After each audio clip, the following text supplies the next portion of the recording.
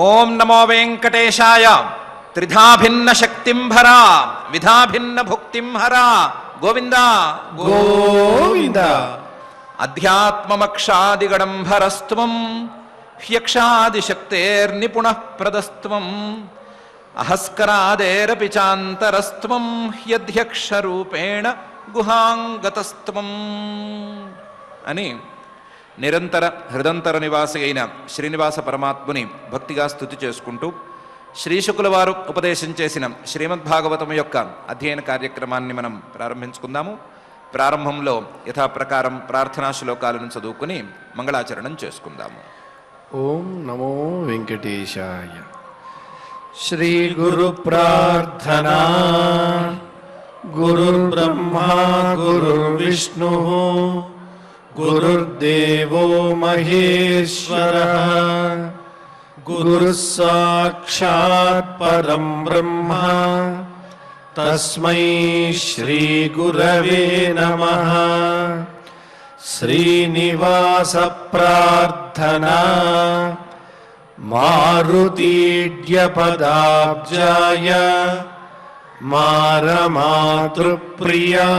చ మారుతాయామలభ్యాయ శ్రీనివాసాయ తే నమః. అథ సంకల్పః. శ్రీమదాదివరాహ క్షేత్రే విరాజమానస్య నిత్యశుద్ధ బుద్ధ ముక్త స్వభావస్య లీలాగృహీత విగ్రహస్య శ్రీపద్మావతీ జానేః అనుగ్రహేణ అస్మాకం సర్వేషాం బుద్ధిశుద్ధ్యర్థం విద్యాభివృద్ధ్యర్థం భక్తి జ్ఞాన వైరాగ్యాది తదనుకూల సర్వసంపత్ సమృద్ధ్యర్థం శ్రీ పరమేశ్వర ప్రీత్యర్థం శ్రీమద్భాగవత పాఠం కరిష్యామహే. అస్య శ్రీమద్భాగవత స్తోత్ర మహామంత్రస్య నారద ఋషిః బృహతి ఛందః. శ్రీకృష్ణః పరమాత్మా దేవత బ్రహ్మ బీజం భక్తిశక్తిః జ్ఞానవైరాగ్యే కీలకం అస్మాకం శ్రీమద్భగవత్ప్రసాదసిద్ధ్యర్థే పాఠే వినియోగః. ధ్యానం నారాయణానలనిధాన పవిత్రగర్భం శ్రీవ్యాససూతశుకశౌనకశంకుయుక్తం సత్కారపూర్వచిరసేవనలభ్యభావం జ్ఞానారణిం మథత భాగవతం మహాంతం. శ్రీ గురుభ్యో నమః. శ్రీశుకుల వారు విరాట్ పురుషుడు నుండి ఈ సృష్టి ఎలా మొదలైంది, సృష్టి ఎలా ముందుకు సాగింది అనే విషయాన్ని వివరిస్తాను అని ప్రతిజ్ఞ చేశారు. ఆ ప్రతిజ్ఞ ప్రకారం ఆ పరమాత్మ ఈ సృష్టిని చేయబోయే ముందు తాను ఈ అండంలో ఉన్నాడు అని, అండం లాంటి ఆ వస్తువు నుండి దాన్ని పగలు కొట్టుకుని బయటకు వచ్చాడు అని, బయటికి వచ్చి తన యొక్క స్థితి కోసం అక్కడ గర్భోదకాన్ని సృష్టి చేసుకున్నాడు అని, ఆ గర్భోదకంలో ఎంతో కాలం పాటు స్థిరంగా నివాసం ఉన్నాడు అని చెప్పారు. ఇది చెప్పిన తరువాత జరిగినటువంటి ప్రక్రియ, ఆ పరమాత్మ సృష్టిని ముందుకు తీసుకువెళ్ళినటువంటి ప్రక్రియ, ఆ పరమాత్మ సృష్టిలో శరీరము, శరీరంలో ఉండేటువంటి ఇంద్రియాలు, ఆ ఇంద్రియాలను పాలించేటువంటి దేవతలు, ఆ ఇంద్రియాలతో గ్రహించవలసినటువంటి విషయాలు, ఇవన్నీ పుట్టుకొచ్చినటువంటి విధానం, వీటన్నిటినీ క్రమంగా పై శ్లోకాలలో శుక్లవారు ఉపదేశం చేస్తున్నారు. దానికి ఏకో నానాత్వమన్విచ్ఛన్ యోగతల్పాత్ సముత్థిత వీర్యం హిరణ్మయం దేవో మాయయా వ్యసృజత్ త్రిధా అని ప్రారంభించి ముందుకు చెప్తున్నారు. ఆ పరమాత్మ ఏకః, అప్పటికి ఒక్కడే ఉన్నాడు, మరొకడు లేడు. పరమాత్మ ఒక్కడే, విరాట్ పురుష దేహం కూడా రాకముందు ఉన్నాడు. ఉన్నప్పుడు ఏకః నానాత్వం అన్విచ్ఛన్, నానాత్వం, నేను రకరకాలుగా మారిపోవాలి, ఈ సృష్టి మొత్తాన్ని చేయాలి, ఈ సృష్టి మొత్తం నేనై నిలవాలి అని అనుకుని నానాత్వం అన్విచ్ఛన్ యోగతల్పాత్ సముత్థిత, యోగం అనేటువంటి మంచం నుండి, యోగ నిద్ర నుండి సముత్థిత, లేచాడు. ఆయన నిద్ర మేల్కొన్నాడు అంటే సృష్టి ప్రారంభమైనట్లే, సృష్టి ప్రారంభం కావాలి అంటే ఆయన మేల్కొన్నట్లే. ఏకో నానాత్వమన్విచ్ఛన్ యోగతల్పాత్ సముత్థిత,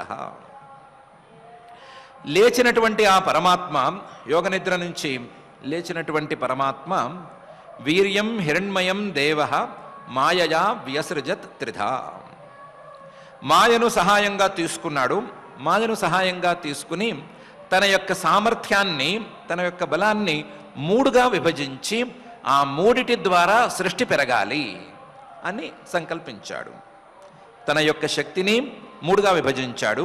హిరణ్మయం, ప్రకాశవంతమైనటువంటి తన శక్తిని మూడుగా విభజించి, దేవ, స్వప్రకాశుడైనటువంటి చైతన్య రూపుడైనటువంటి ఆ పరమాత్మ మాయయా వ్యసృజత్ త్రిధా, వీటిని విభాగం చేసి సృష్టి చేయటం మొదలుపెట్టాడు.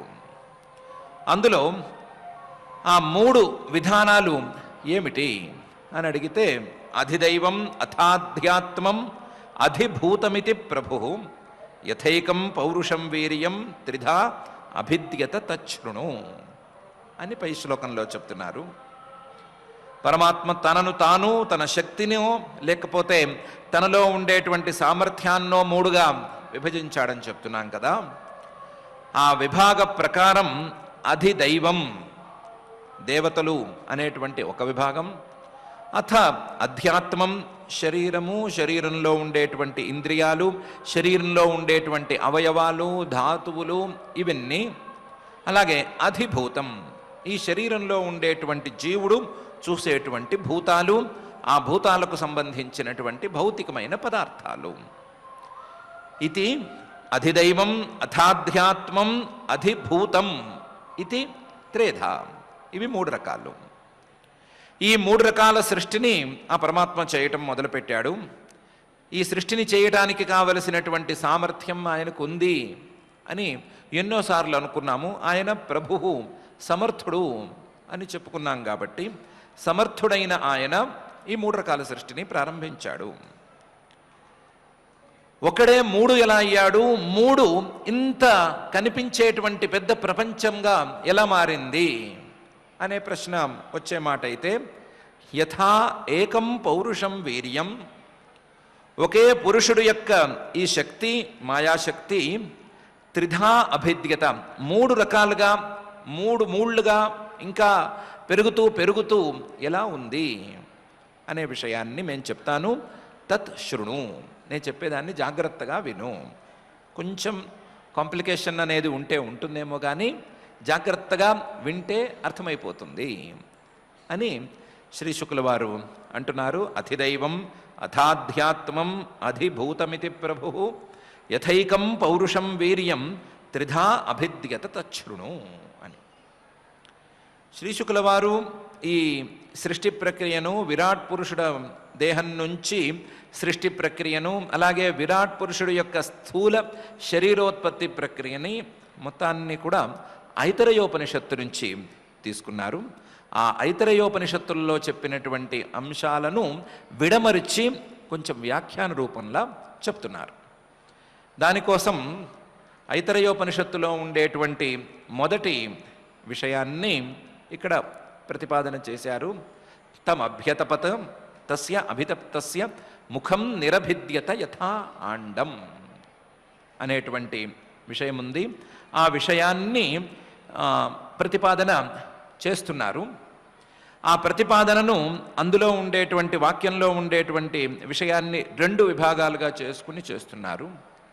మొదటి విభాగం ఆ పరమాత్మ యొక్క అండాద్ బహిర్నిర్గమనం, అండం నుంచి ఆయన బయటికి రావటం, అండాన్ని చీల్చుకుని ఒక గుడ్డును చీల్చుకుని పక్షి వచ్చినట్లుగా ఆయన బయటికి రావటం అనేటువంటి అంశంలో ఇంతవరకు చెప్పుకుంటూ వచ్చారు.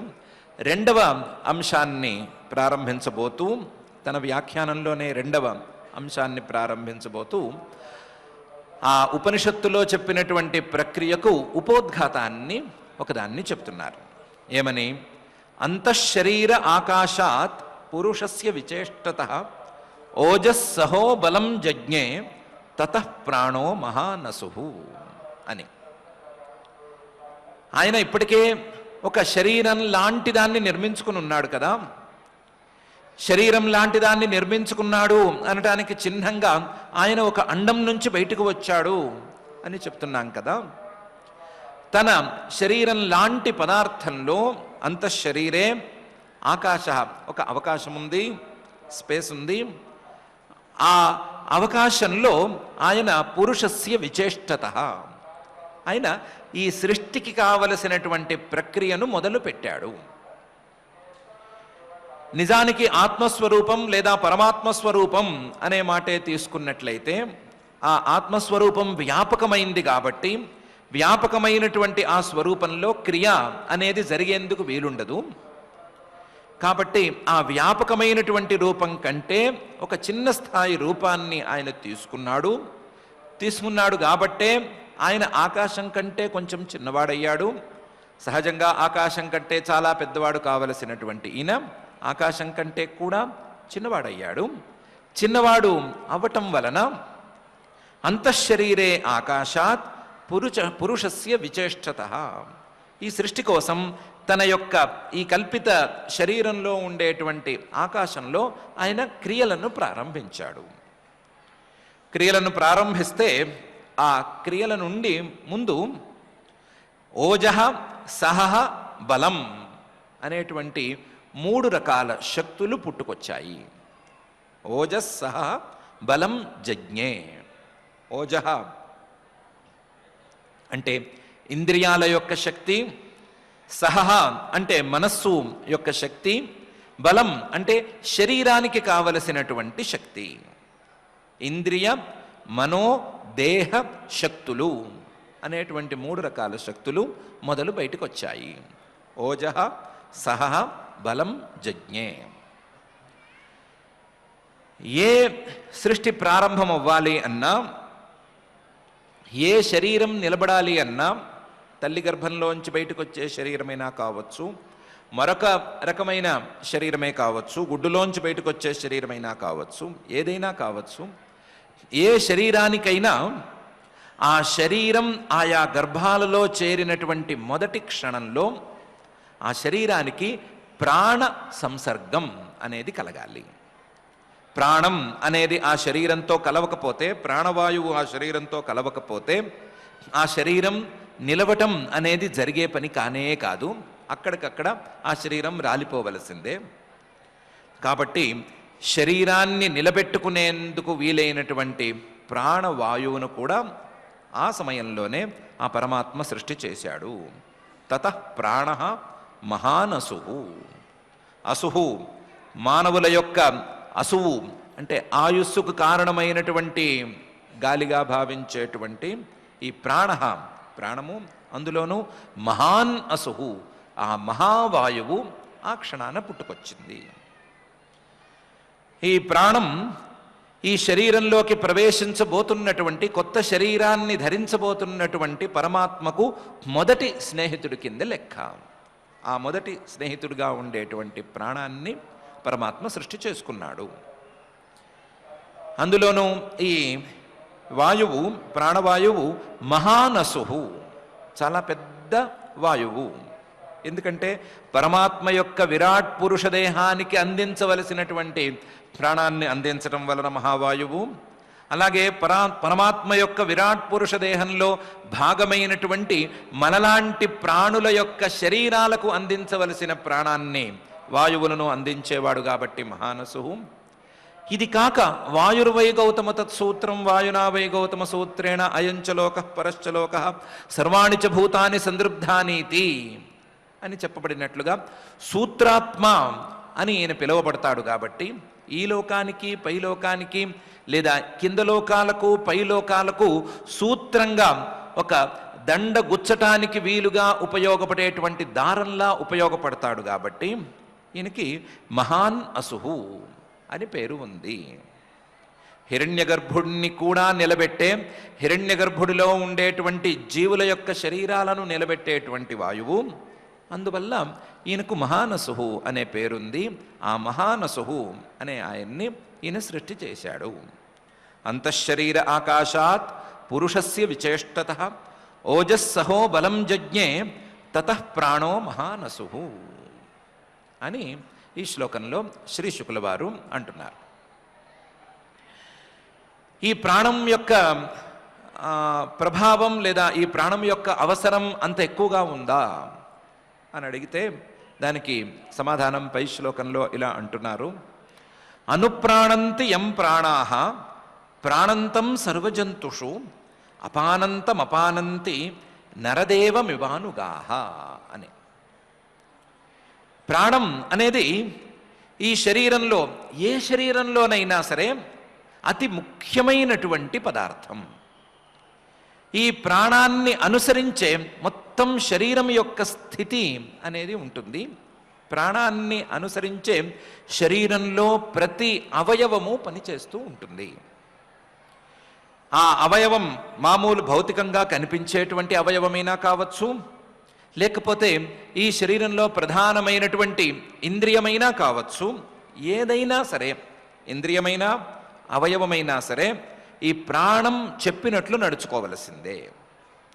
అందువల్లే అనుప్రాణంతి యం ప్రాణాః, ప్రాణాః మిగతా ఇంద్రియాలు మొదలైనటువంటివన్నీ కూడా అనుప్రాణంతి ప్రాణంతం, ఈ ప్రాణం అనేది నిలదొక్కుని ఈ శరీరంలో పని చేస్తూ ఉంటే ఆ పని చేయటం చూసుకుని ప్రాణం పనిచేస్తోంది కాబట్టి మనం కూడా పనిచేద్దాము అని అనుకున్నట్లుగా ప్రాణాన్ని అనుసరిస్తున్నట్లుగా ఇవన్నీ పనిచేస్తూ ఉంటాయి. ప్రాణమే లేకపోతే ఈ శరీరంలో ఏ భాగము ఏ ఇంద్రియము పనిచేసేందుకు అవకాశం ఉండదు. ఇది కేవలం ఒక శరీరానికి ఒక ప్రాణికి సంబంధించినది కాదు, సర్వజంతుషు ప్రతి ప్రాణిలోనూ జరిగేది ఇంతే. అనుప్రాణంతయం ప్రాణాః ప్రాణంతం సర్వజంతుషు. ఒకవేళ కనుక ఈ ప్రాణం ఆగిపోయింది అని అనుకుంటే అపానంతం అపానంతి, అవి కూడా ఆగిపోతాయి, అవి కూడా పనిచేయటం అనేవి మానేస్తాయి. దానికి ఒక ఎగ్జాంపుల్ చెప్పుకోవాలి అని అనుకుంటే నరదేవమివానుగాః అని చెప్పుకోవచ్చు.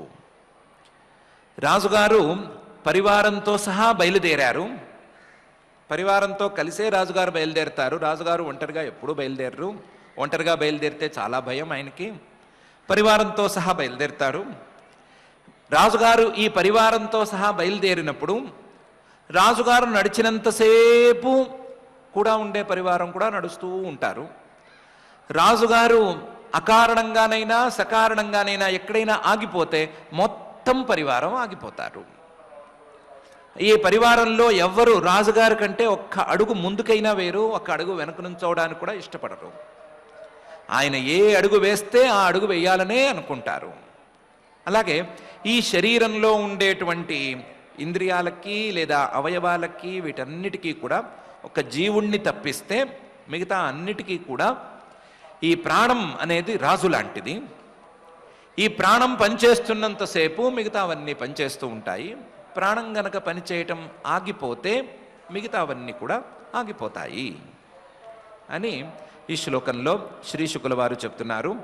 అనుప్రాణంతి యం ప్రాణాః ప్రాణంతం సర్వజంతుషు అపానంతం అపానంతి నరదేవమివానుగాహ అని. ప్రాణం అనేది అందువల్లే చాలా ముఖ్యమైనది. ముఖ్యమైనది కాబట్టే దానికి ముఖ్య ప్రాణ అనే పేరు కూడా ఉంది.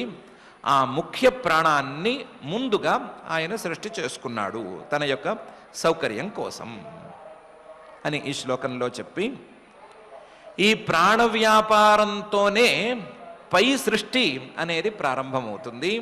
ఈ ప్రాణం అనేటువంటి క్రియ లేదా ప్రక్రియ సాగుతూ ఉంటేనే పై సృష్టికి అవకాశం అనేది ఏర్పడుతుంది అని పై శ్లోకంలో అంటున్నారు. ప్రాణేన క్షిపతా క్షుత్రుట్ అంతరా జాయతే ప్రభో పిపాసతో జక్షతశ్చ ప్రాంగ్ ముఖం నిరభిద్యత అని. ప్రాణం అనేది గనక ప్రవేశిస్తే ఏమవుతుంది అని అంటే ముందు ఆకలేస్తుంది అని అంటున్నారు. జీవించటం లేదా బతికి ఉండటం అనేది జరిగితే తప్పనిసరిగా వచ్చేది ముందు ఆకలేయటం, తర్వాత దప్పిక అనేది ఏర్పడటం, దాహం అనిపించటం.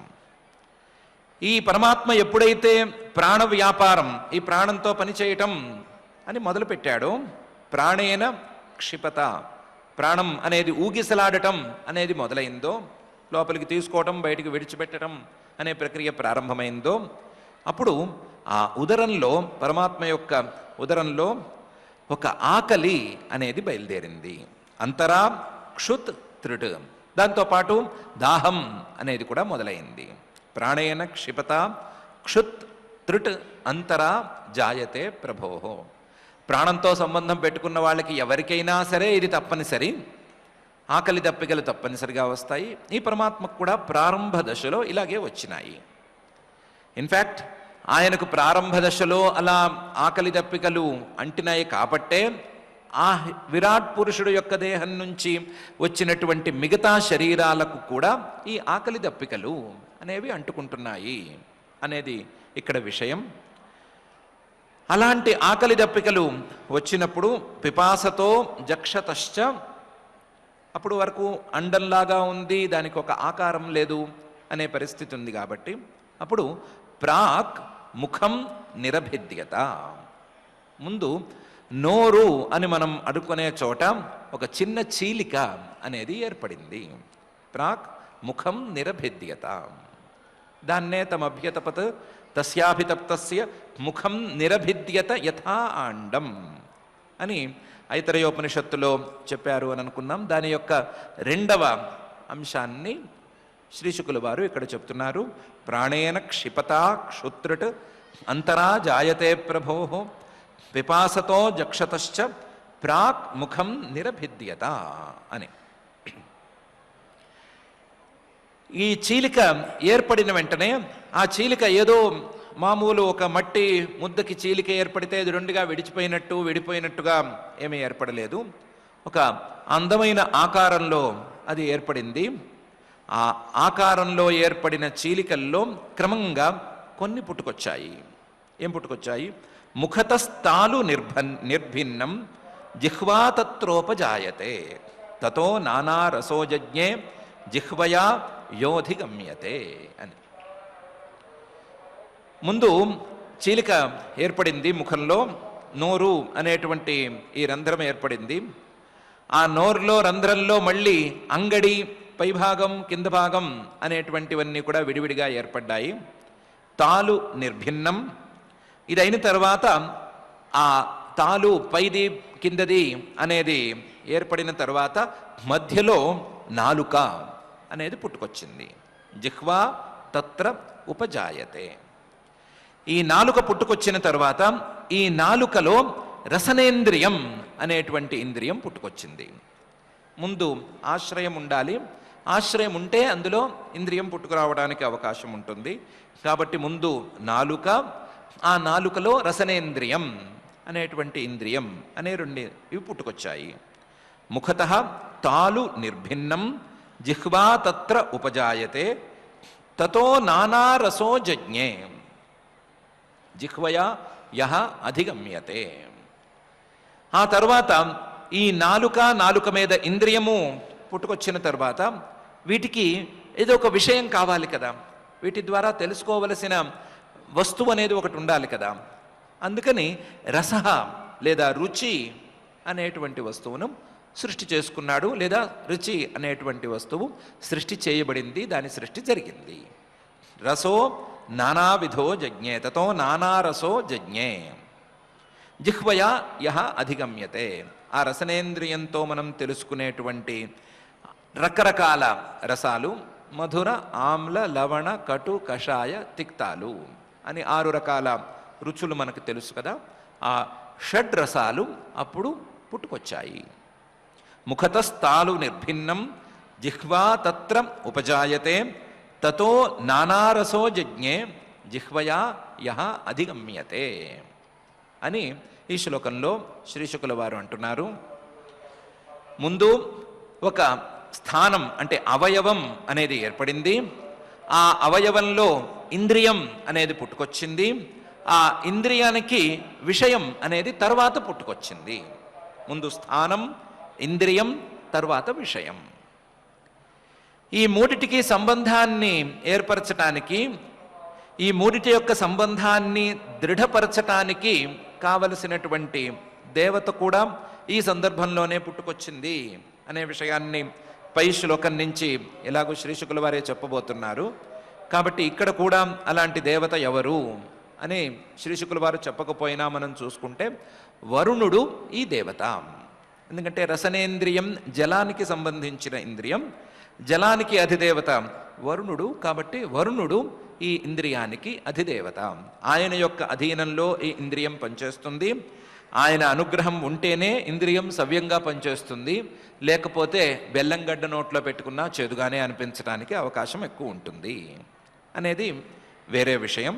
ముఖతస్థాలు నిర్భిన్నం జిహ్వా తత్రోపజాయతే తతో నానారసో జజ్ఞే జిహ్వయా యహ అధిగమ్యతే అని ఈ శ్లోకంలో శ్రీ శుకుల వారు స్థానం, ఇంద్రియం, విషయం, దేవత అనేటువంటి 4 అంశాలను గురించి చెప్తున్నారు.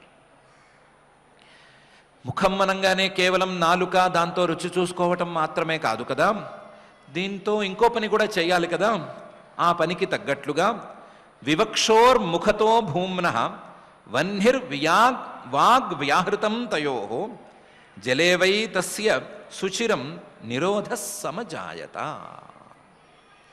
అని ఆ ముఖంలో ఉండవలసినటువంటి మరొక ఇంద్రియాన్ని గురించి కూడా చెప్తున్నారు. వివక్షోహో, ఆయనకి ఏదో ఒకటి చెప్పాలి అనేటువంటి కోరిక కలిగింది. నోరు వచ్చింది కదా, నోరంటూ వచ్చిన తర్వాత చెప్పాలనే కోరిక కలగటం సహజమే కదా. ఆ కోరిక ఆయనకు కూడా కలిగింది. వివక్షోహో, ఆ కోరిక తీరేందుకు ఇంతవరకు అక్కడ వ్యవస్థ ఏమీ లేదు, ఇక మీదే అవి పుట్టుకురావాలి. ఏమిటిది? భూమ్నః, వ్యాపకుడు. ఇంతవరకు వ్యాపకుడు కాబట్టి ఆయన ఏ క్రియను చేయలేడు, ఆయన ఏమీ చెప్పటానికి కూడా వీలు లేదు. ఇప్పుడు మాత్రం అలాంటి పరిస్థితి లేదు కాబట్టి ఆయన చెప్పాలి అని అనుకున్నాడు. వివక్షోహో ముఖతః, ఆయన యొక్క ముఖం నుండి వహ్నిః వాక్ వ్యాహృతం తయోహో అనేటువంటి 4 పుట్టుకొచ్చాయి. ముఖం అనేటువంటి స్థానం రెడీగానే ఉంది. ఆ స్థానంలో వాగింద్రియం అనేటువంటి ఇంద్రియం వచ్చింది. ఆ వాగింద్రియాన్ని నియంత్రించే, వాగింద్రియాన్ని అనుగ్రహించేటువంటి వహ్ని లేదా అగ్ని అనే దేవత అందులోంచే పుట్టుకొచ్చింది. ఆ వాగింద్రియానికి విషయమైనటువంటి వ్యాహృతం లేదా క్రియ అనేది ఆ క్షణంలోనే, ఆ సందర్భంలోనే పుట్టుకొచ్చింది. స్థానం, ఇంద్రియం, విషయం, అలాగే దేవత అనేటువంటి 4 కూడా ఈ వాగింద్రియానికి సంబంధించి పుట్టుకొచ్చాయి.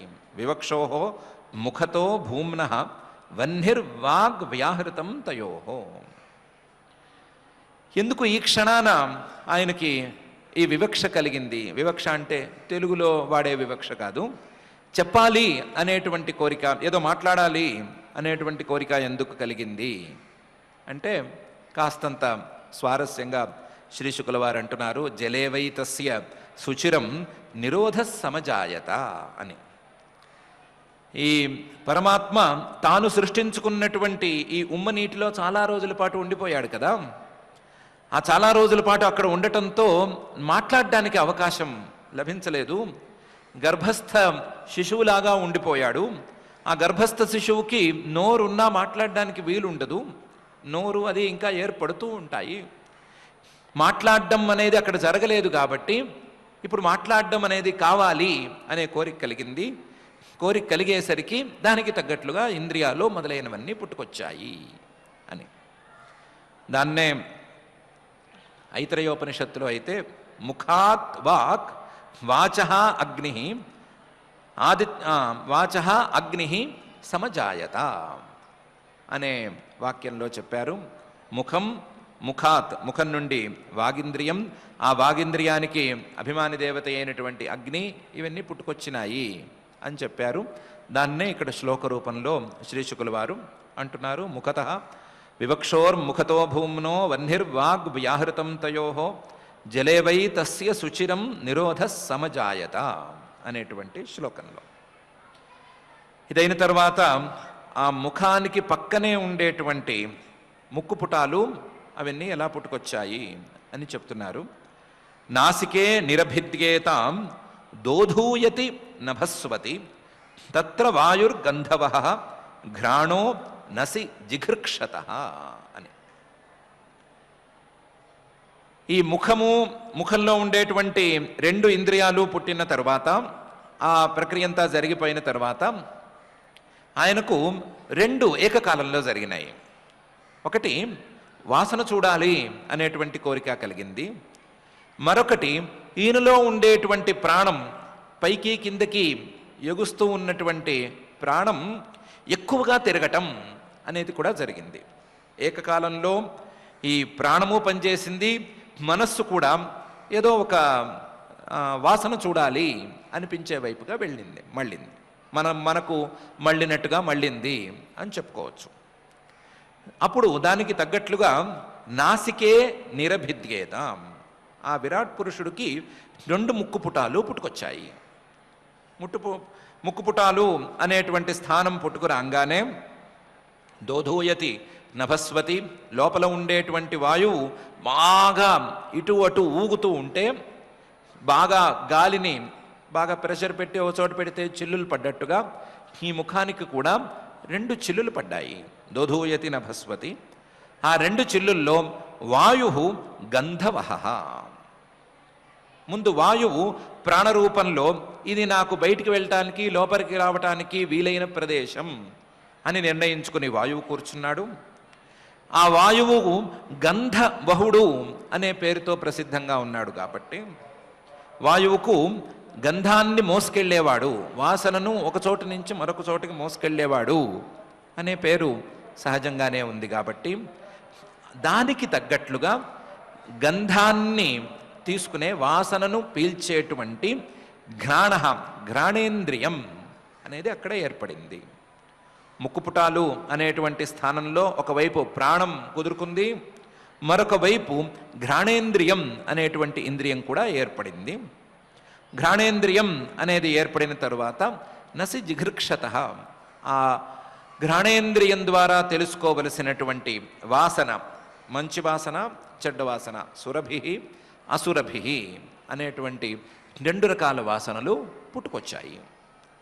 ఈ ఘ్రాణేంద్రియానికి పృథివీదేవత అని అంటారు. ఆ పృథివీదేవత కూడా ఈ సందర్భంలోనే పుట్టుకొచ్చింది అని చెప్పుకోవచ్చు. నాసికే నిరభిద్యేతాం దోధూయతి నభస్వతి తత్ర వాయుర్గంధవః ఘ్రాణో నసి జిఘృక్షతః అని ఈ శ్లోకంలో శ్రీశుకుల వారు అంటున్నారు. ఉపనిషత్తులో మాత్రం నాసికే నిరభిద్యేతాం నాసికాభ్యాం ప్రాణః ప్రాణాద్వాయు అని ప్రాణం యొక్క ఉత్పత్తిని గురించి మాత్రమే ప్రస్తావన ఉంది. ఆ ప్రాణం అనే దాన్ని జాగ్రత్తగా సరిచూసుకుంటే ప్రాణం అనేటువంటి శబ్దానికి ఘ్రాణేంద్రియం అనే అర్థం కూడా ఉంది. కాబట్టి ఘ్రాణేంద్రియం ఉంది. ఆ ఘ్రాణేంద్రియానికి అధిష్టాన దేవతగా వాయువును అక్కడ చెప్పారు అని కూడా చెప్పుకోవచ్చు. నాసికే నిరభిద్యేతాం దోధూయతి నభస్వతి తత్ర వాయుర్గంధవః ఘ్రాణో నసి జిఘృక్షతః అని ముక్కుపుటాలు, ఆ ముక్కుపుటాలలో ఉండేటువంటి వాయువు, అలాగే ఘ్రాణేంద్రియము, దాని ద్వారా చూడబడేటువంటి వాసన, ఈ ప్రక్రియను మొత్తాన్ని చూసుకునేటువంటి దేవత, వీటన్నిటినీ సృష్టి చేసుకున్న తర్వాత యదా ఆత్మని నిరాలోకం ఆత్మానంచ దిదృక్షత నిర్భిన్నే అక్షిణీ తస్య జ్యోతిర్చక్షుర్గుణగ్రహ అని పై సృష్టికి మళ్ళాడు. ఆయనకు చూడాలి అనేటువంటి కోరిక కలిగింది. ఆయన దిదృక్షత, దేన్ని చూడాలి? ఆత్మానంచ, తన దేహాన్ని చూసుకోవాలి. ఒక్కసారి ఏమాత్రం అందంగా ఉన్నానో చూసుకోవాలి అని అనిపించింది. దాంతోపాటు చ, దేహం కంటే మిగతావన్నీ ఎలా ఉన్నాయి, మిగతా వస్తువులన్నీ ఎలా ఉన్నాయి అని కళ్ళతో చూసుకోవాలి అని అనిపించింది. కాకపోతే అప్పటికి కన్ను లేదు, చూడ్డానికి వెలుగు లేదు, ఏమీ లేదు. ఆత్మానం చ దిదృక్షత నిరాలోకం యదా ఆత్మని ఆసీత్, ఏ వెలుగు లేక, ఏ కన్ను లేదు, ఇటు సూర్యుడు లేడు అనే పరిస్థితి ఉన్నప్పుడు యదా ఆత్మని నిరాలోకం ఆత్మానంచ దిదృక్షత, అప్పుడు నిర్భిన్నే అక్షిణి, ఆయనకు 2 కనుగుడ్లు పుట్టుకొచ్చాయి. నిర్భిన్నే అక్షిణి తస్య, ఆ కనుగుడ్లలో జ్యోతి, జ్యోతి చక్షురింద్రియం పుట్టుకొచ్చింది. తత్ర గుణగ్రహ, ఆ జ్యోతిస్సుకి అంటే ఆ చక్షురింద్రియానికి వీలైనటువంటి విషయం రూపం అనేటువంటి విషయం కూడా పుట్టుకొచ్చింది. ఈ చక్షురింద్రియము రూపము ఈ రెండూ కలిసి చూడటానికి వీలైనటువంటి పరిస్థితులను ఏర్పరచటానికి అక్కడ జ్యోతి అంటే సూర్యుడు అనేటువంటి దేవత కూడా పుట్టుకొచ్చింది. అప్పుడు నిర్భిన్నే అక్షిణీ తస్య జ్యోతిశ్చక్షుర్గుణగ్రహ, జ్యోతి అంటే సూర్యుడు, చక్షు చక్షురింద్రియం, అక్షిణి కనుగుడ్లు, గుణగ్రహ ఆ ఇంద్రియం ద్వారా చూడవలసినటువంటి రూపం అనేటువంటిది పుట్టుకొచ్చింది. అప్పుడు స్థానం, స్థానంలో ఉండేటువంటి ఇంద్రియం, ఇంద్రియాన్ని పాలించేటువంటి దేవత, ఈ దేవత ద్వారా కలిగేటువంటి అనుగ్రహం ద్వారా చూడవలసినటువంటి విషయం అనేటువంటి 4 విషయాల యొక్క సృష్టి ఈ క్షణాన జరిగింది.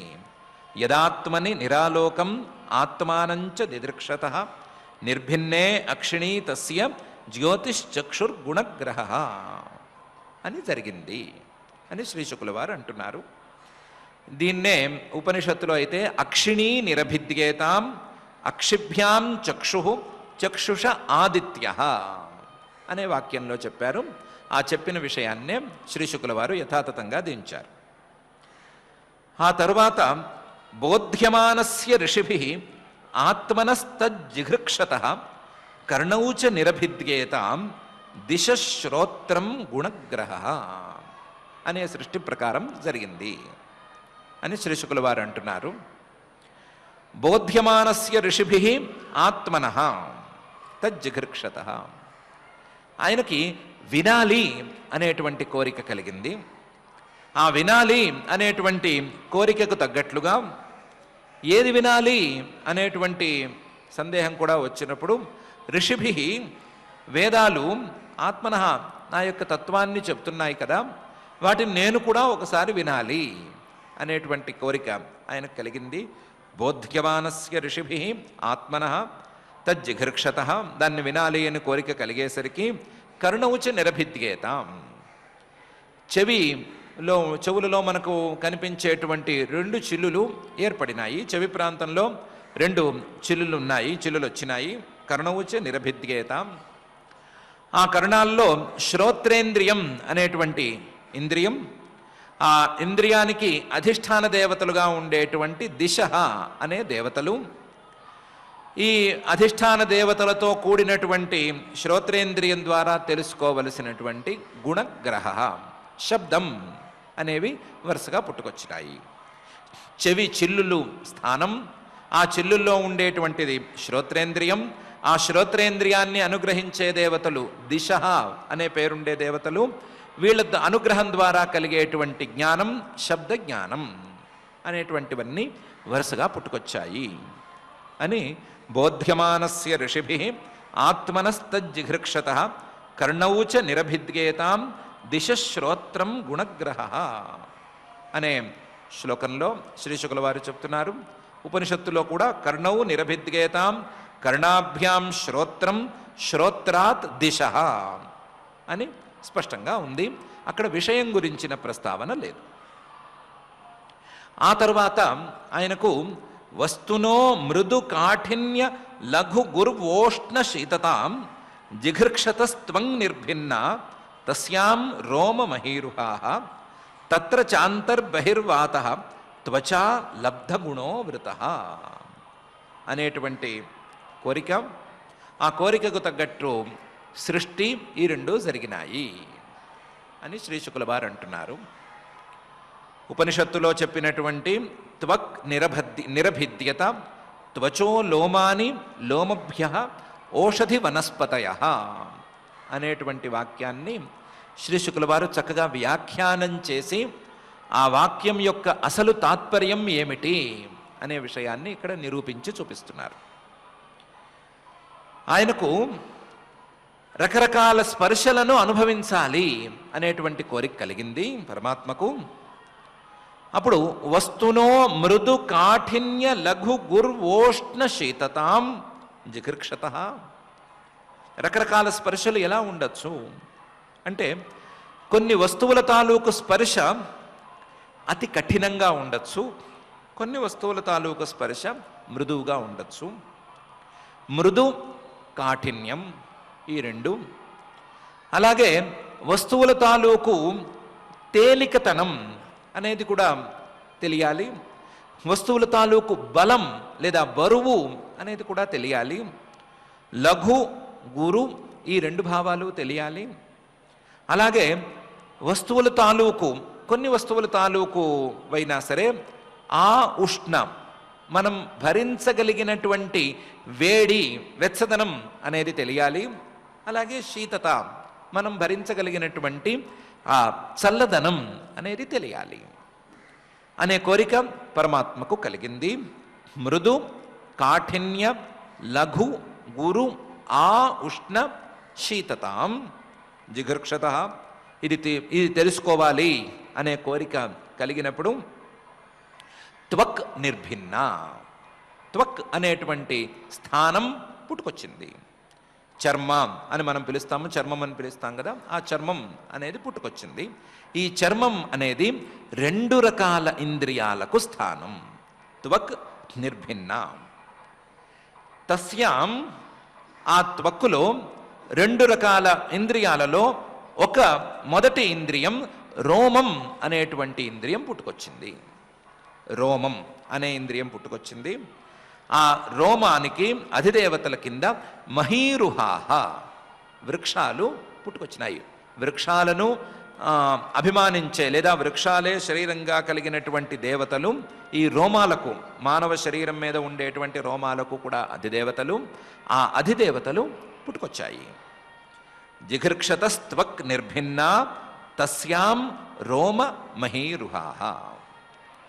ఈ రోమాలు అనేటువంటి ఈ త్వగింద్రియానికి, రోమం అనేటువంటి శబ్దంతో మనం చెప్పుకునేటువంటి త్వగింద్రియానికి చాలా స్పెషల్ అకేషన్స్లో కలిగేటువంటి టచెస్ మాత్రమే తెలుస్తాయి. బాగా దురదగా ఉన్నప్పుడు మనం ఆ రోమాల యొక్క మూలల్లో కూడా గోకినప్పుడు తెలిసేటువంటి స్పర్శ, చాలా స్పెషల్గా ఉండేటువంటి స్పర్శ ఈ ఇంద్రియానికి లేదా ఇంద్రియంలో ఉండేటువంటి ఈ సెగ్మెంట్కి తెలుస్తుంది. ఇందాక మనం చెప్పుకున్నటువంటి మృదు కాఠిన్య లఘు గుర్వోష్ణ శీతత అనేటువంటి స్పర్శలన్నిటికీ కూడా ఒక ఇంద్రియం వేరే ఉంది. ఆ ఇంద్రియం తత్రచ అంతర్బహిర్వాత త్వచా లబ్ధగుణో వృత అనే తీరులో తయారైంది. దానికి వేరే ఇంకొక త్వగింద్రియం ఉంది. ఈ త్వగింద్రియం కేవలం ఆ రోమకూపాల దగ్గర మాత్రమే ఉండదు, రోమాల రూపంలో మాత్రమే ఉండదు. శరీరం లోపల బయట అంతా కూడా వ్యాపించి ఉంటుంది. అంతర్బహి లోపల బయట స్పర్శలన్నిటినీ తెలుసుకునే విధానంగా ఉంటుంది. బాగా చన్నీళ్లు తాగితే కడుపులో దాకా చల్లదనం తెలిసేటప్పుడు ఆ చల్లదనాన్ని తెలుసుకునేటువంటి త్వగింద్రియం ఆ కడుపులో కూడా ఉంది అని అనిపిస్తుంది కదా. అట్లా శరీరంలోని ప్రతి భాగంలోనూ ఈ త్వగింద్రియం అనేది వ్యాపించి ఉంటుంది. ఈ త్వగింద్రియానికి వాతః అనేటువంటి విషయం ఉంటుంది. వాయువును ఈ త్వగింద్రియం గ్రహించగలదు. ఆ వాయువు యొక్క గుణమైనటువంటి స్పర్శను ఈ త్వగింద్రియం గ్రహించగలదు. తత్ర చ అంతర్బహిర్వాతః త్వచా లబ్ధగుణః వృతః. ఆ వాతాన్ని అంటే వాయువు తాలూకు స్పర్శ, అలాగే వీటన్నిటినీ గ్రహించేటువంటి ఈ త్వగింద్రియాన్ని వాయువు అనేటువంటి దేవత నియంత్రిస్తూ ఉంటాడు. కాబట్టి వాయువు అనే దేవత, ఆ దేవత అధీనంలో ఉండేటువంటి సామాన్య త్వగింద్రియం, ఆ సామాన్య త్వగింద్రియానికి విషయమైనటువంటి స్పర్శలు, ఇవన్నీ ఇప్పుడు పుట్టుకొచ్చినాయి. స్థానం మొత్తం శరీరం. ఇలా కాకుండా ఇందాక చెప్పుకున్నటువంటి ఒక స్పెషల్ ఇంద్రియం, ఆర్గన్ అని అనుకుంటే, ఆ ఇంద్రియానికి చర్మ మాత్రమే, అది కూడా చర్మం పైభాగం, ఆ చర్మ పైభాగం మీద ఉండేటువంటి రోమాల దగ్గరగా ఉండేటువంటి ఒక ఇంద్రియం. ఆ ఇంద్రియానికి అధిదేవతగా మహీరుహాలు, ఆ ఇంద్రియానికి విషయంగా కొన్ని స్పర్శలు, దురదను వాటిని గోక్కుంటున్నప్పుడు తెలిసేటువంటి స్పర్శలు అని 2 రకాల త్వగింద్రియాలు, 2 రకాల విషయాలు, ఇవన్నీ ఈ క్షణాన పుట్టుకొచ్చాయి అని 3 అర్థాలు ఉండేటువంటి, 3 సగభాగాలు ఉండేటువంటి ఈ శ్లోకంలో శ్రీ శుకుల వారు చెప్తున్నారు. త్వక్ నిరభిద్యత త్వచో లోమాని లోమభ్య ఓషధి వనస్పతయ అనేది ఈ స్పెషల్ ఇంద్రియం గురించే చెప్పింది. కానీ మనం సామాన్య ఇంద్రియం గురించి కూడా చెప్పుకోవాలి, దాన్ని కూడా కలిపే ఈ శ్లోకంలో చెప్పుకున్నాము అని అంటున్నారు. వస్తునో మృదు కాఠిన్య లఘు గుర్వోష్ణ శీతతాం జిఘృక్షతస్త్వం నిర్భిన్న తస్యాం రోమ మహీరుహాః తత్ర చాంతర్బహిర్వాతః త్వచా లబ్ధగుణో వృతః అనే ఈ శ్లోకంలో. ఇది అయిన తర్వాత కర్మేంద్రియాలలో ప్రధాన ఇంద్రియమైనటువంటి హస్తేంద్రియం పుట్టుకొచ్చింది అనే విషయాన్ని, హస్తౌ రురుహతుస్తస్య నానాకర్మ చికీర్షయ తయోస్తు బలమింద్రశ్చ ఆదానముభయాశ్రయం అనేటువంటి శ్లోకంలో శ్రీ శుకుల వారు చెప్తున్నారు. హస్తౌ రురుహతుస్తస్య, ఆ పరమాత్మ యొక్క విరాట్ పురుష దేహానికి చేతులు ములుసుకొచ్చినాయి. ఆ చేతులు అనేది స్థానం, ఆ స్థానంలో ఉండేటువంటి హస్తేంద్రియం 2 వచ్చినాయి. ఎప్పుడు? నానాకర్మ చికీర్షయ, ఎప్పుడైతే ఆ పరమాత్మ ఈ శరీరంతో ఏవేవో పనులు చేయాలి అని అనుకున్నాడో, ఆ పనులు కూడా ధార్మికమైనటువంటి పనులు మాత్రమే చేయాలి అని ఎప్పుడైతే అనుకున్నాడో అప్పుడు 2 చేతులు మొలుసుకొచ్చాయి. హస్తౌ రురుహతుస్తస్య నానాకర్మ చికీర్షయ. ఈ హస్తం అనేటువంటి స్థానానికి, అలాగే ఆ స్థానంలో ఉండేటువంటి ఇంద్రియానికి అధిదేవత ఇంద్రః అనే పేరుతో మనకు తెలిసిన దేవత. తయోస్తు బలం ఇంద్రశ్చ. ఆ హస్తాలో రెండిట్లోనూ, 2 హస్తాల్లోనూ బలం అనే పేరుతో ఉండే హస్తేంద్రియం ఉంది. ఆ ఇంద్రియానికి అధిదేవతగా ఇంద్రుడు అనేటువంటి వాడు ఉన్నాడు. ఈ హస్తేంద్రియానికి లేదా ఈ హస్తాలకు ఉండేటువంటి పని ఏమిటి అంటే ఆదానం. ఆదానం, ఏదో ఒక వస్తువును తీసుకోవటం అనేది దీని క్రియ, ప్రధానమైన క్రియ. ఆదానం లేదా విసిరేయటం ఏదైనా కావచ్చు. హస్తంతో చేసేటువంటి, చేతితో చేసేటువంటి క్రియ.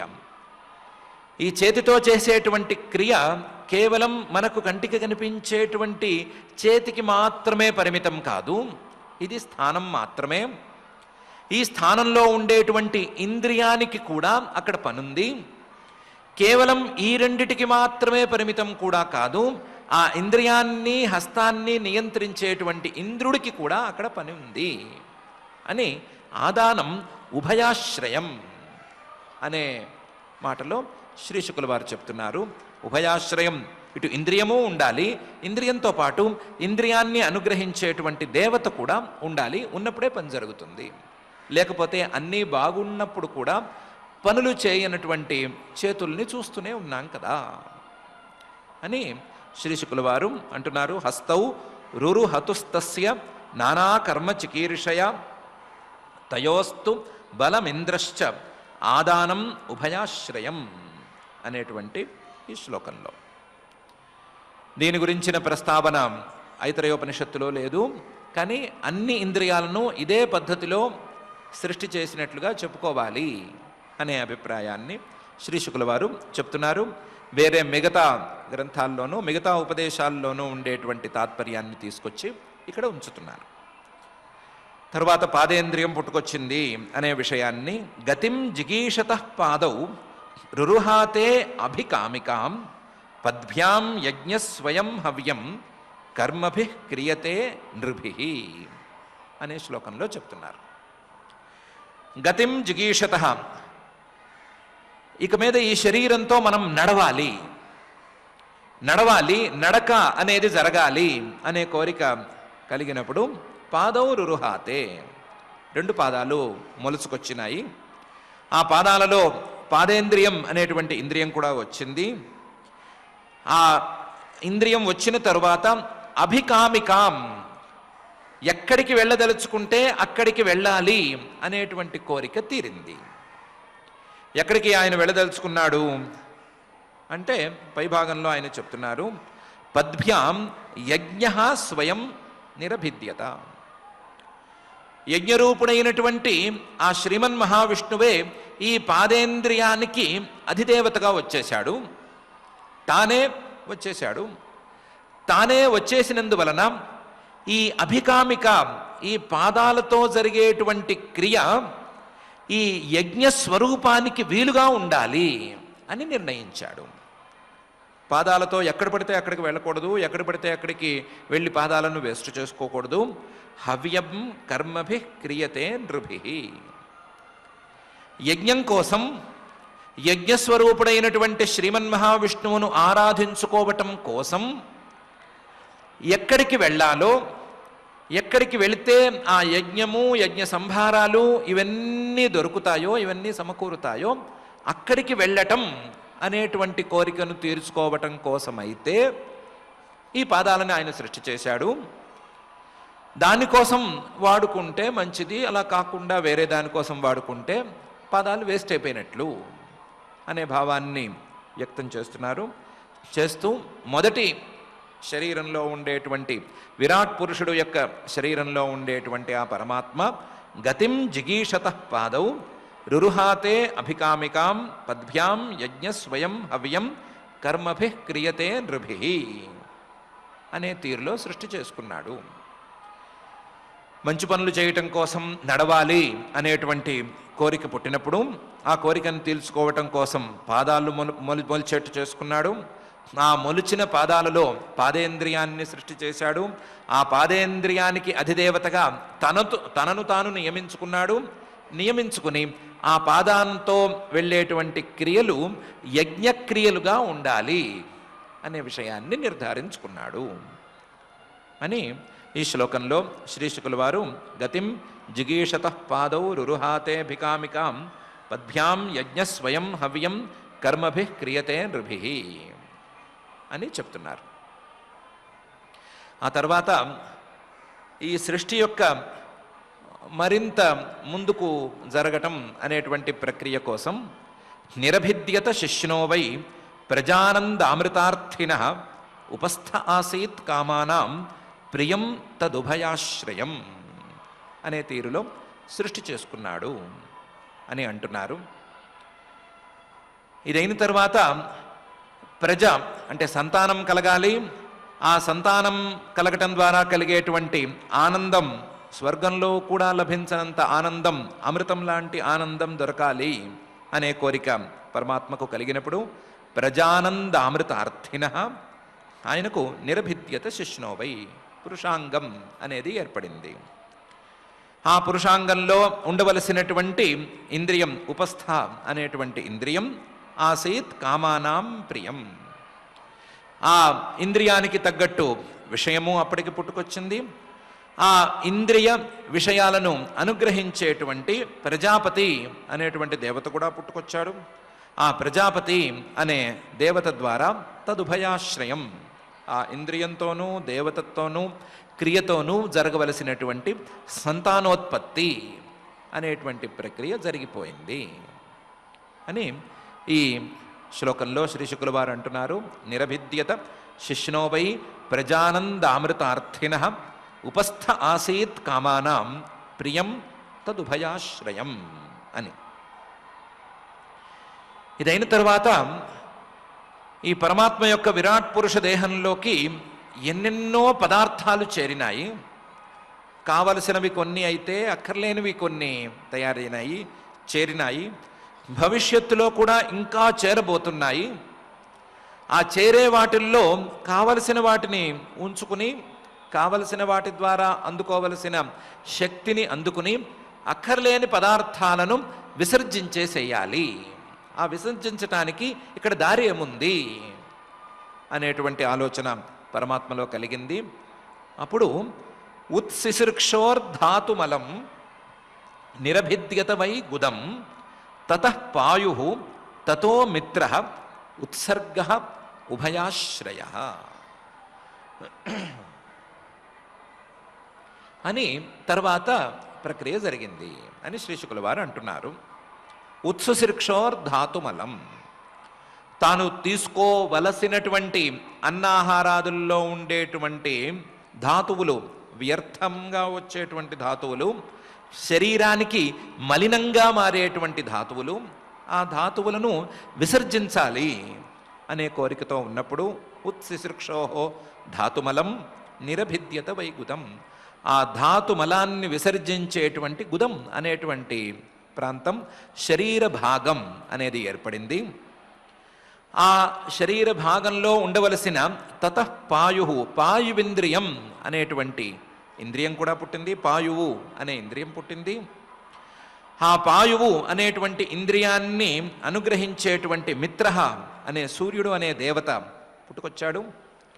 ఆ సూర్యుణ్ణి అలాగే ఈ ఇంద్రియాన్ని కలిపినప్పుడు, సూర్యుడు ఇంద్రియాన్ని అనుగ్రహించినప్పుడు జరిగేటువంటి ఉత్సర్గ, ధాతుమలాలను మన శరీరానికి అక్కర్లేని వాటిని విడిచేటువంటి, బయటికి తోసేసేటువంటి విసర్జన అనేటువంటి ప్రక్రియ, ఉభయాశ్రయ, ఈ రెండిటి వలన కలగవలసినటువంటి ప్రక్రియ జరగటం మొదలైంది అని ఈ శ్లోకంలో చెప్తున్నారు. ఉత్సిశృక్షోహో ధాతుమలం నిరభిద్యత వైగుదం తతః పాయుః తతో మిత్రః ఉత్సర్గః ఉభయాశ్రయః అని. సుమారుగా శరీరం మొత్తం వచ్చేసినట్లే శరీరంలో ఉండవలసినటువంటి స్థానాల్లో ఉండే ఇంద్రియాలు, ఇంద్రియాలకు అధిదేవతలు, ఆ ఇంద్రియాల ద్వారా తెలుసుకోవలసినటువంటి విషయాలు సుమారుగా వచ్చేసినట్టే. రానివి ఏమైనా ఉంటే మనమే ఊహించేసేసుకోవచ్చు. శరీరం తయారైపోయింది. శరీరం తయారైపోయిన తర్వాత కలిగేటువంటి భావన ఎలా ఉంటుంది అంటే అంటున్నారు, ఆశిసృప్సోహో పురఃపుర్యాః నాభిద్వారం అపానతః తత్రాపానస్తతో మృత్యు పృథక్త్వం ఉభయాశ్రయం అని. శరీరం మొత్తం తయారైపోయిన తర్వాత, శరీరంలో కొంతకాలం ఉన్న తర్వాత ఇంకా ఈ శరీరం చాలు, ఈ శరీరం నుంచి మరొక శరీరానికి వెళ్ళాలి అనే కోరిక కలుగుతుంది. ఆ కోరిక కలిగింది ఆయనకు కూడాను. ఆ శిశృప్సోహో పురఃపుర్యాః, ఒక శరీరంలో నిలబడిపోతే ఏం ఉపయోగం, శరీరంలో ఒకే శరీరంలో ఉంటే బోర్ కొడుతుంది. అందుకని ఈ శరీరం నుండి మరొక శరీరానికి, ఆ శరీరం నుండి మరొక శరీరానికి, ఇలా శరీరాల నుండి శరీరాలకు వెళ్ళటానికి ఒక దారి చూసుకోవాలి అని అనుకున్నాడు. పురఃపుర్యాః, పుర్యాః ఒక నగరం నుండి మరొక నగరానికి వెళ్ళినట్లుగా, ఒకే ఊళ్ళో ఉంటూ ఉంటే బోరు కొడుతోంది అని అనుకున్నట్లుగా, ఈ శరీరం నుండి మరొక శరీరానికి ఆ శిశృప్సోహో, బావుగా సర్వత్రా అన్ని రకాల శరీరాలను ఒకసారి రుచి చూడాలి అనే కోరిక కలిగినప్పుడు నాభిద్వారం అనేటువంటి దారి కలిగింది. నాభి అనే దారి కలిగింది. అపానతః, ఆ నాభిలో అపానం అనేటువంటి ఒక వాయువు ఏర్పడింది. తత్రాపానః, ఆ నాభిస్థానంలో అపానం అనేది ఏర్పడింది. అందులో అపానతః అంటే బయటకి గాలిని తోసేయాలి అనే ప్రయత్నాన్ని ప్రారంభించుకున్నప్పుడు ఇలాంటి స్థానం ఒకటి ఏర్పడింది, నాభి. ఆ నాభిలో ఉండేటువంటి అపానం అనే పేరు కలిగిన వాయువు, ఆ అపానానికి అధిదేవత అయినటువంటి మృత్యువు, ఆ మృత్యువు చేసేటువంటి పృథక్త్వం, నోటితో చెప్పుకోకూడనటువంటి మరణం అనేటువంటి కార్యం. తత్ర అపానః తతో మృత్యు పృథక్త్వం. ఈ పృథక్త్వం అనేది ఎప్పుడు ఏర్పడుతుంది అంటే ఈ నాభిస్థానంలో ప్రాణాపానాలు రెండూ బిగదీసుకుపోయినప్పుడు, బిగదీసుకుపోయి వ్యానం అనేటువంటి వాయువు కూడా ఊరుకున్నప్పుడు, ఉదానం అనేది పనిచేస్తూ ఉన్నప్పుడు ఆ వాయువు యొక్క ప్రక్రియను మొత్తాన్ని మృత్యువు అనేటువంటి అధిదేవత సరిచూస్తున్నప్పుడు జరుగుతుంది. పృథక్త్వం ఉభయాశ్రయం. అది ఆయన కోరిక మీదే ఆయన సృష్టి చేసుకున్నాడు. ఆ శిశిరుప్సోహో పురఃపుర్యాః నాభిద్వారం అపానతః తత్రాపానః తతో మృత్యు పృథక్త్వం ఉభయాశ్రయం అని శుక్లవారు అంటున్నారు. నాభిర్నిరపద్యత నాభ్యా అపానః అపానాన్ మృత్యు అని ఐతరేయోపనిషత్తులో చెప్పినటువంటి అంశాన్నే ఈయన మళ్ళీ పునః నిర్వచిస్తున్నారు.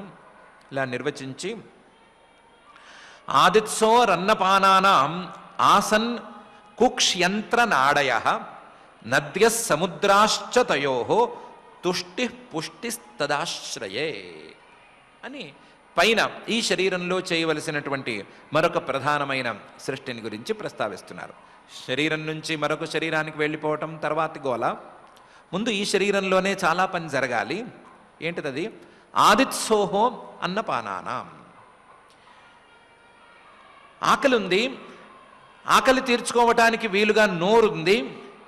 నోటితో పాటుగా ఆ నోటి మీద, నోట్లో నాలుక ఉంది, నాలుక మీద రసనేంద్రియం అనేటువంటి ఇంద్రియం ఉంది, రుచులు చూడడానికి కూడా వీలుగా ఉంది, అన్నీ బాగానే ఉన్నాయి. కానీ ఏది పడితే అది తీసుకుంటే లోపల దాన్ని అట్టిపెట్టుకునేందుకు చోటు కావాలి. చోటు మాత్రమే కాకుండా ఆ చోటులో దానికి ఒక ప్రాసెస్ అనేది నడవాలి. ఆ ప్రాసెస్ నడిస్తే తిన్నది కానీ లేదా తాగింది కానీ లోపల శక్తి రూపంలోనూ శరీరానికి కావలసినటువంటి ప్రధానమైన ధాతు రసాది రూపంలోనూ మారాలి. ఇలా జరగాలి అంటే ఆదిత్సోరన్నపానానాం మళ్ళీ మళ్ళీ తింటూ ఉండాలి. ఒకసారి తిన్నది లోపల నుంచి బయటికి రాకుండా అక్కడే ఉండిపోవటం అనే పరిస్థితి లేకుండా మళ్ళీ మళ్ళీ తింటూ ఉండాలి అంటే అన్నస్య ఆదిత్సోహో పానస్య ఆదిత్సోహో, అన్నం తినటానికి వీలుగా, తిన్న అన్నాన్ని అరిగించటానికి వీలుగా కుక్షి అనేటువంటి ఒక భాగం ఏర్పడింది. కడుపు అనేది ఏర్పడింది. కడుపు అనేది లేకపోతే తిన్న అన్నం ఎక్కడ పడితే అక్కడ దాక్కుంటే పరిస్థితి ఘోరంగా ఉంటుంది కదా. కొవ్వు పేరుకుంటేనే భరించలేకపోతున్నాము, ఇంకా ఈ అన్నం కూడా పేరుకోవడం మొదలు పెడితే మరీ కష్టమైపోతుంది అని ముందే అనుకుని దానికి కడుపు అనేటువంటి ఒక భాగాన్ని స్థానాన్ని సృష్టి చేసుకున్నాడు. ఆ కడుపులో ఇంద్రియం లాంటి అంత్ర నాడయ అనేటువంటి రెండిటిని సృష్టి చేశాడు. అన్నాన్ని అరిగించేందుకు, ఘనమైన ఆహారాన్ని అరిగించేందుకు వీరుగా కొన్ని ప్రేగులు, నీటిని తీసుకుని నీటిని పీల్చుకుని శరీరంలో ఎక్కడికి కావాలంటే అక్కడికి పంపించేందుకు వీలుగా కొన్ని నాడులు, చిన్నవి పెద్దవి, చిన్న పేగు పెద్ద పేగు, ఇది కాక మిగతా నాడులు, అనాటమీలో ఉన్నవన్నీ కూడా ఆయన అప్పుడు సృష్టి చేశాడు. అంత్ర నాడయ. అందులో అంత్రం అనేదానికి నద్య అనేదాన్ని అధిష్టాన దేవతగా సృష్టి చేశాడు. నాడులకి సముద్రాహ అనే సముద్రాన్ని అధిదేవతగా సృష్టి చేశాడు. అందులో ఈ అంత్రం, కుక్షిలో కడుపులో ఉండేటువంటి అంత్రం అనే ఇంద్రియ స్థానంలో ఉండేటువంటి అవయవము అన్నాన్ని తీసుకోవటానికి ఉపయోగపడుతుంది. ఈ అన్నాన్ని తీసుకోవటం ద్వారా, అన్నాన్ని తినటం ద్వారా తుష్టి అనేది ఏర్పడుతుంది. తుష్టి, కడుపు నిండితే కలిగేటువంటి తుష్టి, సంతోషం అనేది ఏర్పడుతుంది. దానికోసం ఆయన దాన్ని సృష్టి చేశాడు. నీటిని పీల్చుకునేటువంటి నాడుల ద్వారా పుష్టి, శరీరాన్ని కాస్త స్థూలంగా ఉంచేటువంటి పరిస్థితి కలగాలి అని ఉద్దేశించి సృష్టి చేశాడు. నీరు పీల్చుకుంటూ ఉంటే శరీరంలో కావలసినంత నీరు వెళ్ళినట్లయితే గనక శరీరానికి పుష్టి అనేది కలుగుతుంది. అన్నంతో పాటు తీసుకుంటే, విడిగా తీసుకుంటే వేరే గోల, అన్నంతో పాటు తీసుకుంటే పుష్టి అనేది ఏర్పడుతుంది. అన్నాన్ని మాత్రమే తింటే తుష్టి మాత్రమే మిగులుతుంది, మనిషి మిగులుతాడని చెప్పలేము. కాబట్టి నీరు కావాలి పుష్టి కోసం. ఆ పుష్టి అనేటువంటిది నీటిని పీల్చుకునేటువంటి నాడుల యొక్క ఫలితము అని ఈ శ్లోకంలో అంటున్నారు. ఆదిత్సోరన్నపానానాం ఆసన్ కుక్ష్యంత్రనాడయ నద్య సముద్రాశ్చ తయో తుష్టి పుష్టి తదాశ్రయే అనే ఈ శ్లోకంలో. ఈ పైన కూడా ఇంకా 3 శ్లోకాలు ప్రధానంగా ఈ విరాట్ పురుషుడు యొక్క స్థూల దేహాన్ని నిర్వచించే శ్లోకాలు ఉన్నాయి. వాటినైతే మనం రేపటి రోజున తప్పనిసరిగా చూసుకుందాము. కాకపోతే విరాట్ పురుషుడు యొక్క శరీరం, ఆ శరీరంలో ఉండేటువంటి ఇంద్రియాలు, ఈ సృష్టిని అర్థం చేసుకునేటప్పుడు ఆ విరాట్ పురుషుడు యొక్క శరీరంలో ఇవన్నీ ఉన్నాయి కాబట్టి ప్రతి ప్రాణి శరీరంలోనూ, ముఖ్యంగా మానవుడి యొక్క శరీరంలోనూ ఇవన్నీ జరుగుతున్నాయి అనే విషయం ప్రధానంగా తాత్పర్యంతో చెప్పదలుచుకున్నారు శ్రీ శుకుల వారు అనే విషయాన్ని గ్రహిద్దాము. దాంతోపాటు కాళ్ళు ఎందుకున్నాయి అని చెప్పేటప్పుడు ఆయన చెప్పింది ఏదో స్వారస్యంగా ఉందేమో అనిపిస్తోంది అని కూడా ఒకసారి చూసుకుందాము. కాళ్ళు ఎందుకున్నాయి అంటే కాళ్లలో అధిదేవతగా ఆయనే స్వయంగా దిగబడిపోయి, యజ్ఞరూపుడైనటువంటి ఆయనే దిగబడిపోయి ఆ యజ్ఞం కోసం కావలసినటువంటి నడకే ఈ కాళ్ళతో చేయాలి అని చెప్తున్నాడు. అంటే ఏదో ఇందులో స్వారస్యం ఉంది అనే విషయం ఒకటి మనం గ్రహించాలి. అలాగే చెవులు ఎందుకు వచ్చాయి అని అన్నప్పుడు ఈ శబ్దము, ఆ శబ్దము, కావలసినటువంటి శబ్దము, డ్రమ్స్ శబ్దము, అవి ఇవి వినటానికి అని కాకుండా ప్రత్యేకంగా బోధ్యమానస్య ఋషిభి ఆత్మనస్తజ్జిఘృక్షత అని చెప్పటం ద్వారా ఈ చెవులు అనేవి పుట్టుకొచ్చినవి ఆత్మతత్వాన్ని బోధించేటువంటి శబ్దాలను వినటానికి మాత్రమే. ఈ చెవులతో ఆ పనే ప్రధానంగానైనా కనీసం చేయాలి. ఆ పని మాత్రమే చేయటం అనేది ఉత్తమ స్థాయి. అలా కాకుండా ఆ పనిని మాత్రమే చేయగలిగిన స్థితిని అందుకోవటానికి కూడా ఈ చెవులను వాడుకోవాలి అనే స్వారస్యం తెలుస్తున్నట్లుగా ఉంది. కాబట్టి దాన్ని కూడా గట్టిగా పట్టుకోవాలి.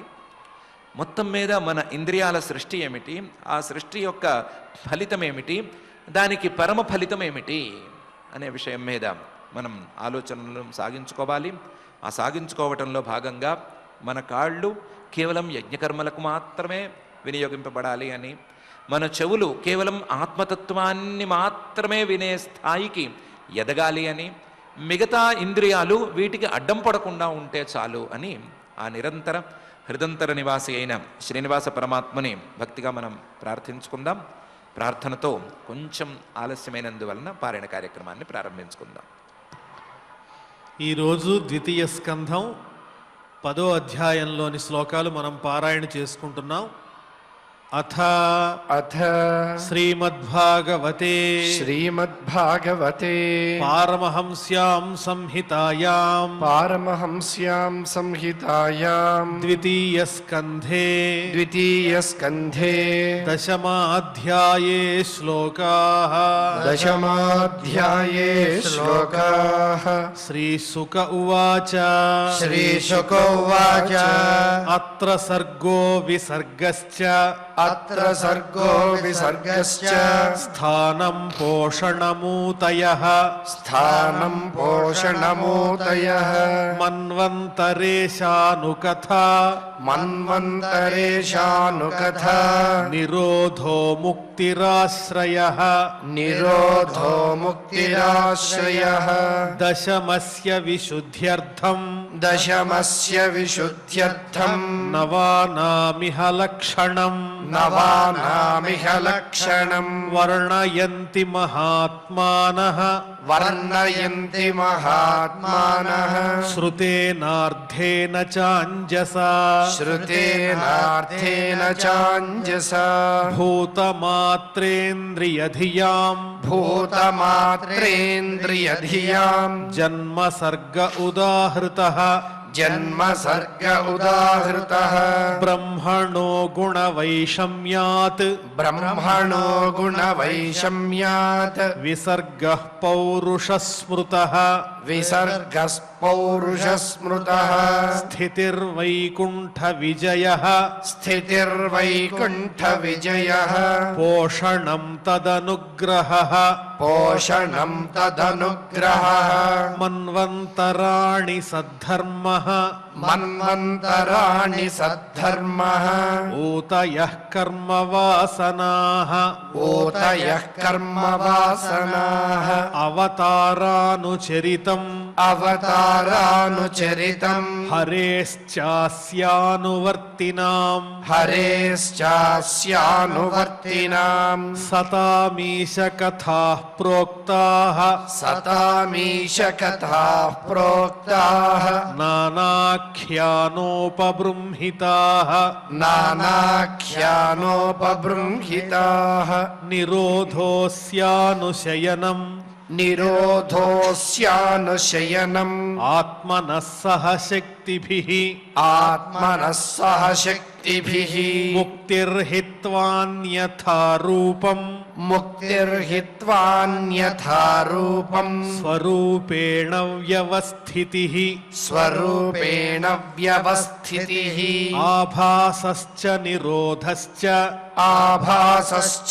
निरोधश्च यतश्चाध्यवसीयते यतश्चाध्यवसीयते स आश्रयः परं ब्रह्म स आश्रयः परं ब्रह्म परमात्मेति शब्द्यते परमात्मेति शब्द्यते योऽध्यात्मिकोऽयं पुरुषः योऽध्यात्मिकोऽयं पुरुषः सोऽसावेवाधिदैविकः सोऽसावेवाधिदैविकः यस्तत्रोभयविच्छेदः यस्तत्रोभयविच्छेदः पुरुषो ह्याधिभौतिकः पुरुषो ह्याधिभौतिकः एकमेकतराभावे एकमेकतराभावे यदा नोपलभामहे यदा नोपलभामहे त्रितयं तत्र यो वेद त्रितयं तत्र यो वेद स आत्मा स्वाश्रयाश्रयः स आत्मा स्वाश्रयाश्रयः पुरुषोऽण्डं विनिर्भिद्य पुरुषोऽण्डं विनिर्भिद्य यदासौ स विनिर्गतः यदासौ स विनिर्गतः आत्मनोयनमन्विच्छन् आत्मनोयनमन्विच्छन् अपोस्राक्षीच्छुचिः शुचिः अपोस्राक्षीच्छुचिः शुचिः तास्ववात्सीत् स्वसृष्टासु तास्ववात्सीत् स्वसृष्टासु सहस्रपरिवत्सरान् सहस्रपरिवत्सरान् तेन नारायणो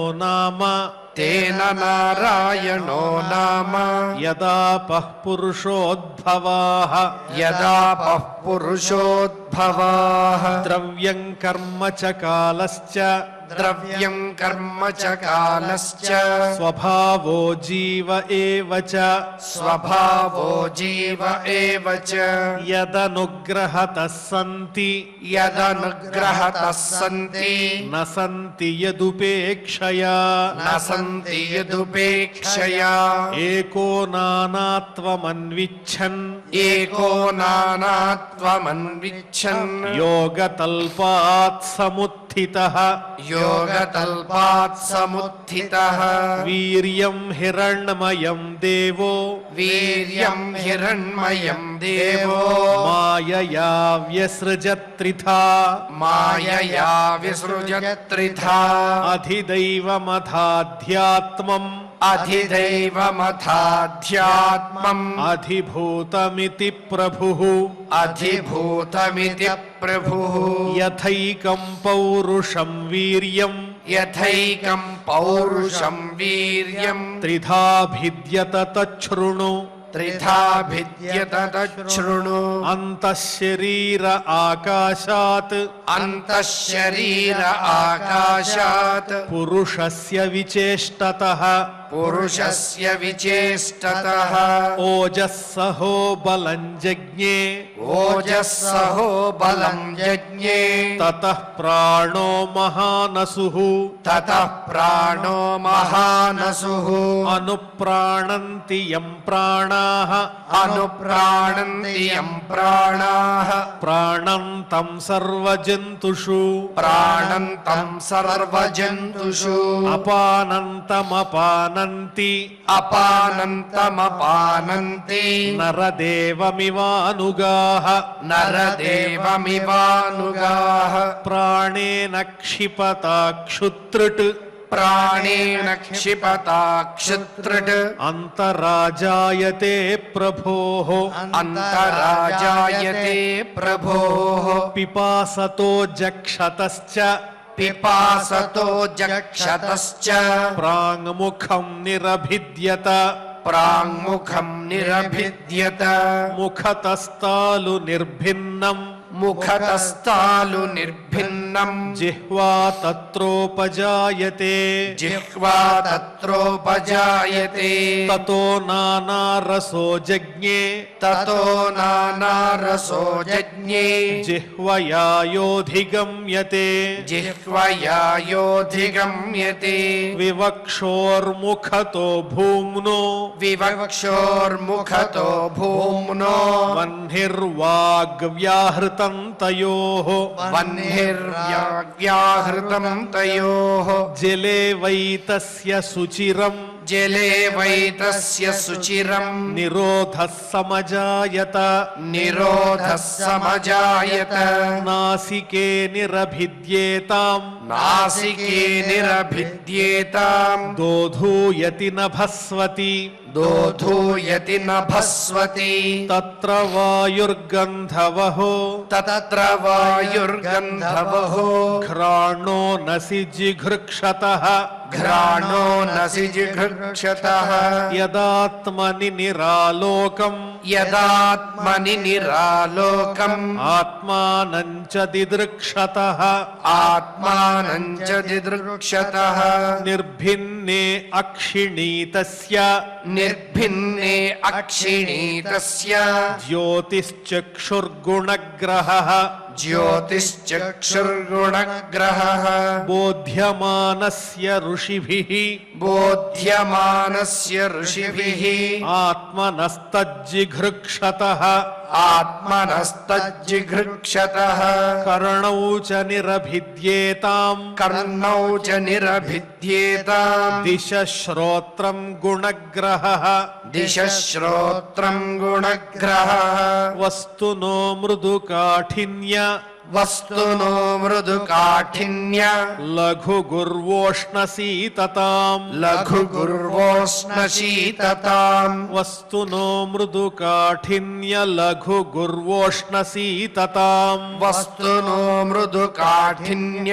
లఘుగుర్వోష్ణశీతతాం జిఘృక్షతస్త్వం నిర్భిన్న జిఘృక్షతస్త్వం నిర్భిన్న తస్యాం రోమమహీరుహాః తస్యాం రోమమహీరుహాః తత్ర చాంతర్బహిర్వాతః తత్ర చాంతర్బహిర్వాతః త్వచా లబ్ధగుణో వృతః త్వచా లబ్ధగుణో వృతః హస్తౌ రురుహతుస్తస్య హస్తౌ రురుహతుస్తస్య నానాకర్మచికీర్షయా నానాకర్మ చికీర్షయా తయోస్తు బలమింద్రశ్చ తయోస్తు బలమింద్రశ్చ ఆదానముభయాశ్రయం ఆదానముభయాశ్రయం గతిం జిగీషతః పాదౌ గతిం జిగీషతః పాదౌ రురుహాతేభికామికాం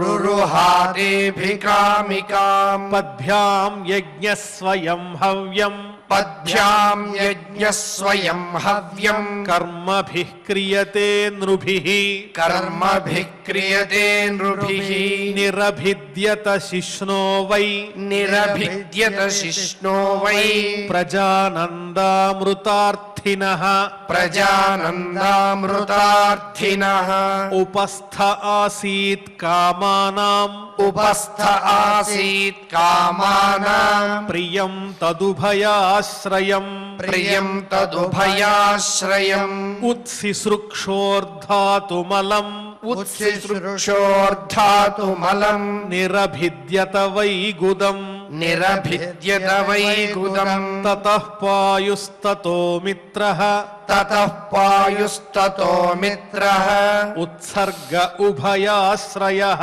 ఉత్సర్గ ఉభయాశ్రయః ఆసిసృప్సోః పుర్యాః ఆసిసృప్సోః పురః పుర్యాః నాభిద్వారమపానతః నాభిద్వారమపానతః తత్రాపానస్తతో మృత్యుః తత్రాపానస్తతో మృత్యుః పృథక్త్వముభయాశ్రయం పృథక్త్వముభయాశ్రయం ఆదిత్సోరన్నపానానాం ఆదిత్సోరన్నపానానాం ఆసన్ కుక్ష్యంత్రనాడయః ఆసన్ కుక్ష్యంత్రనాడయః నద్యః సముద్రాశ్చతయోః నద్యః సముద్రాశ్చ తయోః తుష్టిః పుష్టిస్తదాశ్రయే తుష్టిః పుష్టిస్తదాశ్రయే నిదిధ్యాసోరాత్మమాయాం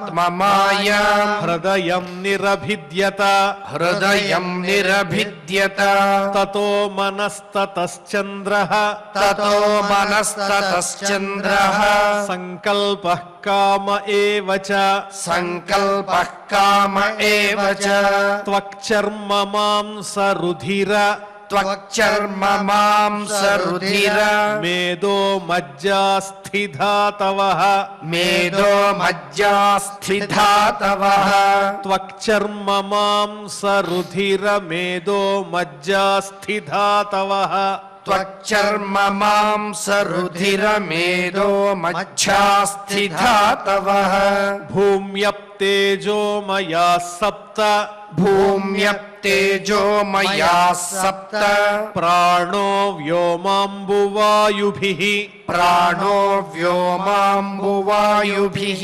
గుణాత్మకానీంద్రియాణి గుణాత్మకానీంద్రియాణి భూతాదిప్రభవా గుణాః భూతాదిప్రభవా గుణాః మనః సర్వవికారాత్మా మనః సర్వవికారాత్మా బుద్ధిర్విజ్ఞానరూపిణీ బుద్ధిర్విజ్ఞానరూపిణీ ఏతద్భగవతో రూపం ఏతద్భగవతో రూపం స్థూలంతే వ్యాహృతం మయా స్థూలంతే వ్యాహృతం మయా మహ్యాదిభిశ్చావరణైః మహ్యాదిభిశ్చావరణైః అష్టభిర్బహిరావృతం అష్టభిర్బహిరావృతం ఇతి ఇది శ్రీమద్భాగవతే శ్రీమద్భాగవతే పారమహంస్యాం సంహితాయాం పారమహంస్యాం సంహితాయాం ద్వితీయస్కంధే ద్వితీయస్కంధే దశమాధ్యాయే శ్లోకాః దశమాధ్యాయే శ్లోకాః. ఓం నమో వెంకటేశాయ. శ్రీమద్భాగవత అమృత రసాస్వాదంలో భాగంగా ఆ నారాయణుడి యొక్క భగవంతుడి యొక్క స్థూల రూపం గురించి అదేవిధంగా అంగాంగ వర్ణన వైశిష్ట్యాన్ని గురించి మనం ఆచార్యముఖంగా తెలుసుకుంటూ ఉన్నాం.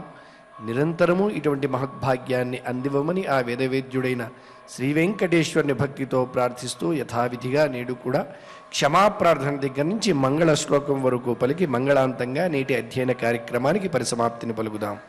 అథ క్షమా ప్రార్థనా యదక్షరపదభ్రష్టం మాత్రాహీనం చ యద్భవేత్ తత్సర్వం క్షమ్యతాం దేవ నారాయణ నమోస్తుతే.